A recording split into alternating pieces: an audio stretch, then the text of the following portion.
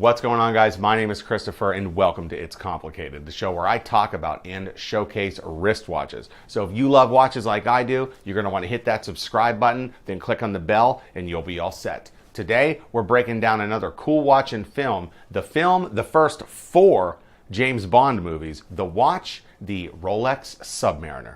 Here we go.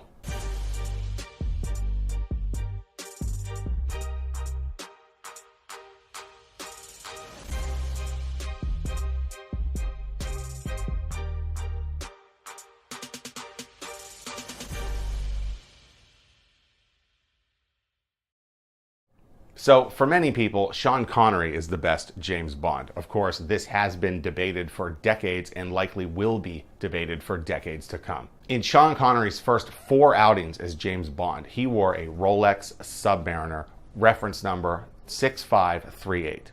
This watch is commonly referred to as the Bond Submariner.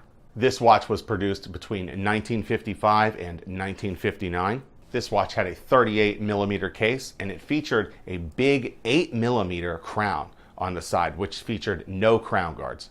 It had a water resistance of 200 meters. This watch was using a caliber 1030 movement, which was an 18,000 beats per hour movement. The bezel on the Bond Submariner is actually a bidirectional bezel, meaning that it turns both ways.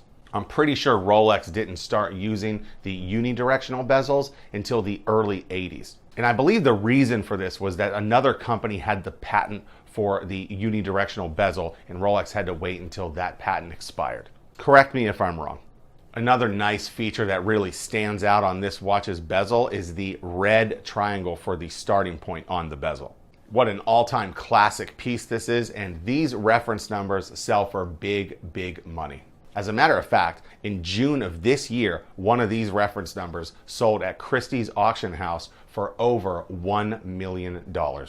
Granted, the watch was in excellent condition given the year it was made. However, that is an extraordinary amount of cash, especially considering these retailed for well under $500.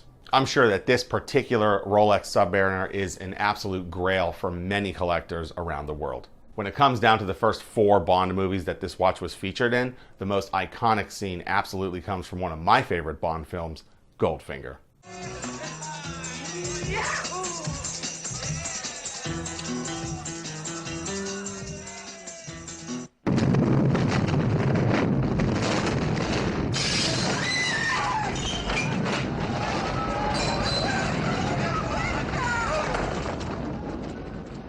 Congratulations. Thank you.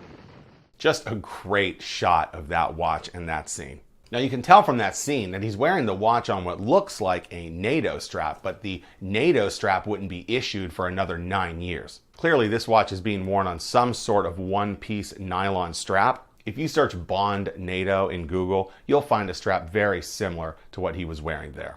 And you know something? It's worth noting that in the first 3 films, his watches did nothing but just tell the time. You're not going to come across a gadget watch until the Breitling he wore in Thunderball. So no fancy gadgets on Mr. Bond's watches in the first 3 films, but I think we can all agree that the gadget watches are very cool, and who wouldn't want to have, let's say, a laser beam like in the movie GoldenEye on their watch? So let me know what you guys think. Would you shell out $1 million for this watch if you had the cash? What's your favorite Bond movie or favorite Bond movie watch? Let me know. I'd love to hear it. And that wraps up another episode of It's Complicated. Don't forget to subscribe to the show, like this video, share it with all your friends, and I'll see you next time on another episode of It's Complicated.